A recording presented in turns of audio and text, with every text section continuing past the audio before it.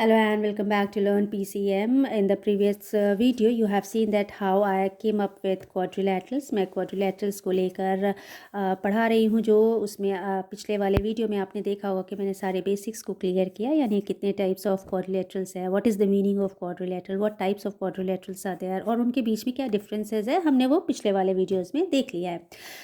आज हम जो सीखेंगे या समझेंगे वो है कुछ थ्योरम्स की बात करेंगे जो रिलेटेड टू quadrilateral, इनफैक्ट जो रिलेटेड टू पैरेललोग्राम है। ठीक है, तो अब इन थ्योरम्स को आप प्रॉपर्टीज़ भी आप कह सकते हैं, ये प्रॉपर्टीज़ के फॉर्म में आपके सामने आएगी। इनफैक्ट जो हमने प्रॉपर्टीज़ पढ़ी उनमें से भी कुछ प्रॉपर्टीज़ को हम इनमें प्रूव करेंगे या थ्योरम्स के रूप में उनको देखेंगे। देखिए, थ्योरम्स होते क्या हैं, they are the actual facts. इन्हें आप कह सकते हैं कि ये फैक्ट्स होते हैं, ये कहीं पे भी कभी भी ये सेम ही रहते हैं, ये बदलते नहीं हैं। They are proven facts. ठीक है, तो आइए आज हम जो पहला जो थ्योरम पढ़ने वाले हैं वो है ये रिलेटेड टू पैरेललोग्राम।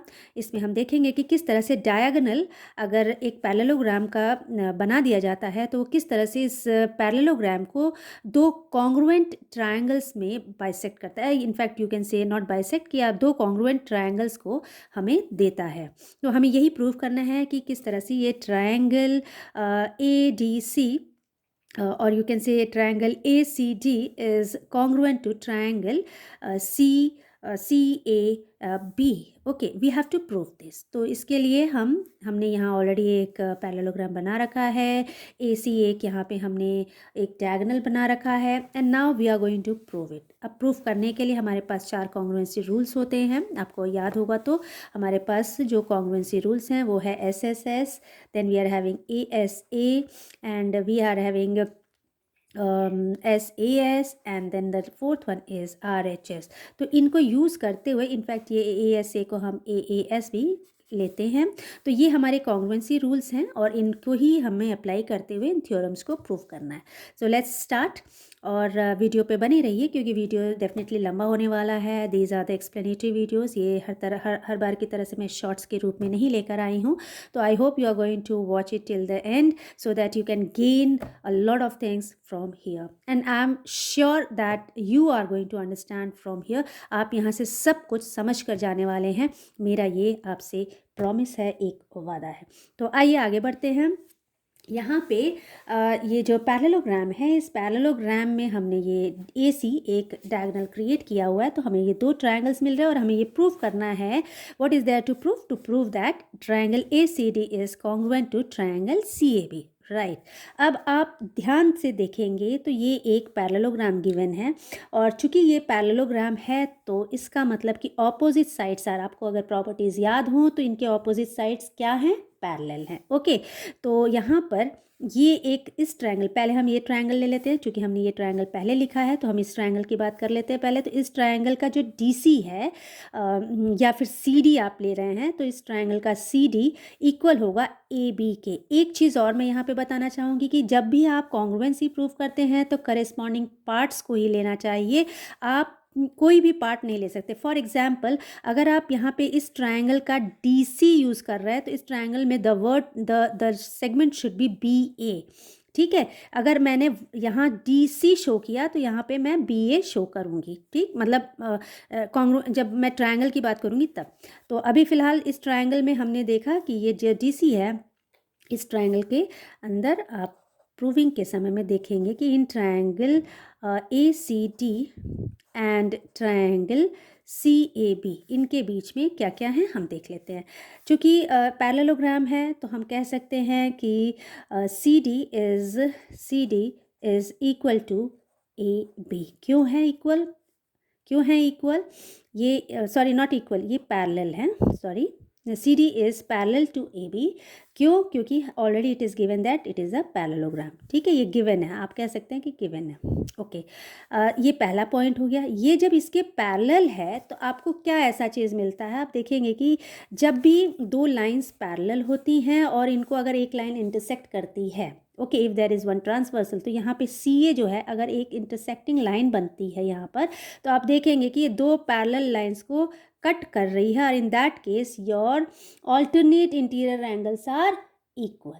तो इस वजह से C D parallel to A B की वजह से this implies that your angle C, that means angle D C A will be equal to angle, आप देखेंगे सी ए बी के ये बराबर है। ठीक है, मुझे लगता है इतना आपको समझ में आ गया होगा। क्या हमने किया कि इस साइड को हमने जब देखा कि इसके पैरेलल है और ये लाइन इसको, इन दोनों पैरेलल लाइंस को इंटरसेक्ट कर रही है, यानी एक ट्रांसवर्सल के रूप में है, तो इन दैट केस आप देखेंगे कि ये पैरेलल लाइंस की ये प्रॉपर्टी होती है कि alternate interior angles are equal.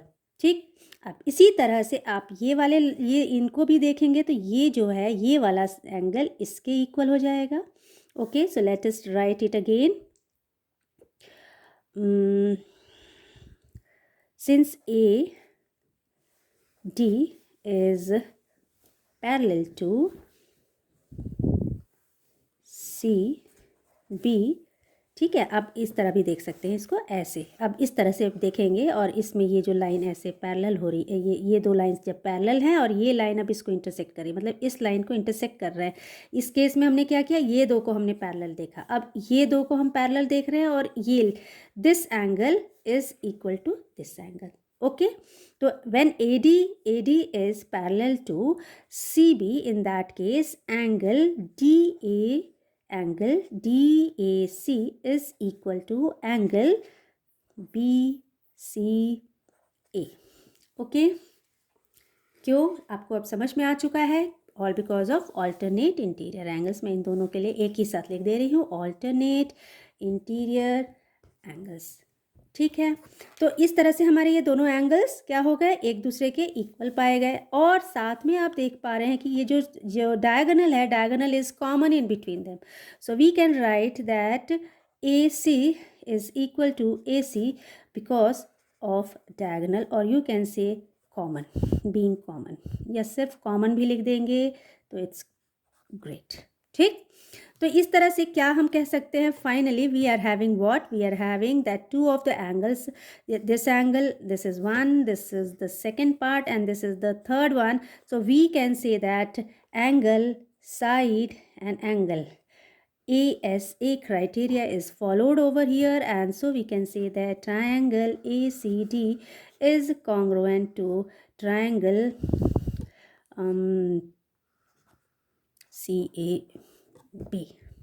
I hope you have understood, all because of ASA criteria. ध्यान ये रखना है कि जब हम ASA की बात करते हैं तो ये जो साइड है ये दो इक्वल एंगल्स के बीच का साइड होना चाहिए। तो यहाँ पे जो हमने साइड लिया है आप देख पा रहे हैं, ये साइड इनके बीच में ही फॉलो हो रहा है। ये दो एंगल्स हमने जो इक्वल दिखाए, ये इसके इक्वल और ये इसके इक्वल, और इनके बीच में ही ये साइड मिल रहा है, और इसी वजह से हम ये कह रहे हैं कि यहाँ पे ASA क्राइटेरिया फॉलो हो रहा है। And so we are getting what? We are getting that this triangle is congruent to this triangle, and then by CPCT corresponding parts of congruent triangles, by this corresponding part of congruent triangles, we get what? We get this one, which we want to prove that. Now this is already proven. We are getting what? We are getting AB equals to CD. We are getting what? We are getting AD equal to CB. Okay, so these two things are there with us. ये भी proven हो जाएंगे कि अगर हमारे दो congruent triangles हैं तो उनके sides क्या हो गए, they are of equal length. Opposite sides क्या हो गए, they are of equal length. Now here we are having next theorem, and in this theorem what we are going to prove, अब इस theorem में हम क्या prove करने वाले हैं कि एक parallelogram में, in a parallelogram diagonals bisect each other. Again this is one of the properties which we have already seen in our previous video. अब इस property के according ये एक parallelogram हमने ले लिया, ABCD as a parallelogram. Sorry, और इसको हमने दो डायगोनल्स इसके बना दिए, यानी A C is one of the diagonals and B D is the another diagonal. What we have to prove कि ये डायगोनल्स एक दूसरे को बाइसेक्ट कर रहे हैं, यानी कि ये जो है, अगर मैं यहाँ पे ओ लिख लेती हूँ इसके सेंटर ऑफ इंटरसेक्शन पॉइंट को, तो आप देखेंगे कि ये जो ए ओ है वो इक्वल है ओ सी के. हमें ये प्रूव करना है, एज वेल एज हमें प्रूव करना है कि ओ डी और D O is equal to O B. तो मैं इनको 3 लाइन्स के थ्रू कट कर देती हूँ. हमें ये शो करना है, ये जो अंदर वाली जो लाइन्स है इन्हें हमें शो करना है कि दे आर इक्वल. हमें क्या प्रूव करना है, let me write here to prove क्या करना है उसको आप देख लीजिए कि A O is equal to O C. ठीक, हमें ये प्रूव करना है कि A O is equal to O C, as well as हमें ये भी प्रूव करना है कि D O is equal to O B. These two things we have to prove. तभी तो हम कह पाएंगे कि हाँ डायगोनल्स एक दूसरे को बाइसेक्ट कर रहे हैं, मतलब ये डायगोनल इस डायगोनल को बाइसेक्ट कर रहा है और ये वाला डायगोनल इस डायगोनल को बाइसेक्ट कर रहा है. ठीक है, जब बाइसेक्ट करेगा तो वहाँ पे इक्वालिटी आनी ही चाहिए. अब आगे बात करते हैं कि कैसे हम ये प्रूव करेंगे. So what we are going to do, we are going to consider two of the triangles. ये एक पहला ट्रायंगल और ये मान लीजिए दूसरा ट्रायंगल है. सो let us write down these two triangles. In triangles we are having triangle say AOB. So triangle AOB is this one, and second triangle which we are going to take is COD. Triangle COD. देखिएगा ध्यान से कि A के corresponding C है और B के corresponding D है. तो हमने वैसे ही लिया है, A के करस्पॉन्डिंग C लिया है और B के करस्पॉन्डिंग D लिया है. O is corresponding to itself. ठीक है, इतना आ गया समझ में. आगे बढ़ें. Now you can see here कि इन ट्रायंगल AOB. अब आप फिर से देखेंगे कि चूंकि ये गिवन एज अ पैरेललोग्राम है, तो पैरेललोग्राम में मैंने पिछले वाले थ्योरम में अभी आपको बताया कि जब पैरेललोग्राम है तो opposite sides are parallel to each other. तो जो ये डायगोनल है, अगर इस डायगोनल की हम बात करें तो ये क्या हो गया, एक इंटरसेक्टिंग लाइन हो गया, एंड इन दैट केस ये एंगल इसके इक्वल है. सो दिस एंगल, ये जिसको मैंने सिंगल लाइन से दिखा रखा है, this angle becomes equal to this angle. So let me write. अगर मैं इनके नाम रख दूँ, चलिए नाम नहीं ऐसे ही मैं लिख लेती हूँ.